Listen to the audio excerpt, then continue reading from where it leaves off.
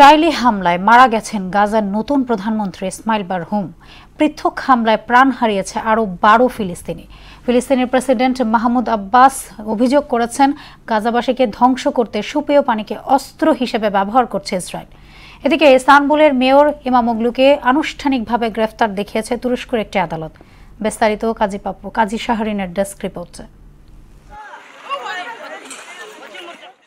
গাজায় কিছুতেই থামছে না ইসরায়েলি বর্বরতা। যুদ্ধবিরতি চুক্তি ভঙ্গ করে লাগাতার প্রাণঘাতী হামলা চালিয়ে যাচ্ছে নেতানিয়াহু সেনারা।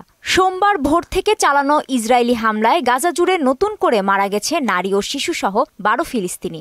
ইসরায়েলি বর্বরতায় গত 1.5 বছরে প্রাণহানি 50,000 আর আহত ছাড়িয়েছে 1 লাখ। এর আগে রোববার রাতে খান ইউনিসের নাসির হাসপাতালে বোমা হামলা চালায় ইসরায়েলি সেনারা। এতে গাজার নতুন প্রধানমন্ত্রী ইসমাইল বারহুম মারা গেছেন বলে দাবি করেছে ইসরায়েলের প্রতিরক্ষা মন্ত্রণালয়। মাত্র 5 দিন আগেই গাজার প্রধানমন্ত্রীর দায়িত্ব গ্রহণ করেন বারহুম।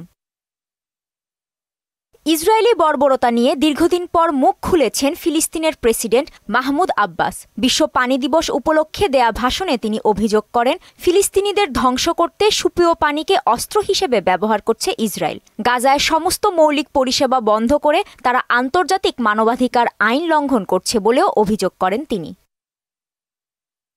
এদিকে ইয়েমেনে হুতি যোদ্ধাদের বিরুদ্ধে হামলা অব্যাহত রেখেছে যুক্তরাষ্ট্র।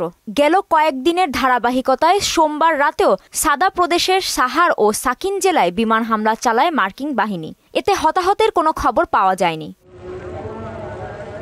ওদিকে ইস্তানবুলের মেয়র একরাম ইমামগুলকে আনুষ্ঠানিকভাবে গ্রেফতার দেখিয়েছে তুরস্কের একটি আদালত। এছাড়া সন্ত্রাসী গোষ্ঠীকে সহযোগিতা করার আরেকটি অভিযোগে তাকে গ্রেফতার দেখানোর আবেদন নাকচ করে দেন বিচারক। ইমামগুলকে আটকের প্রতিবাদে বিভিন্ন স্থানে বিক্ষোভ করছেন তার সমর্থকরা। কাজী শাহরিন, মোহনা সংবাদ।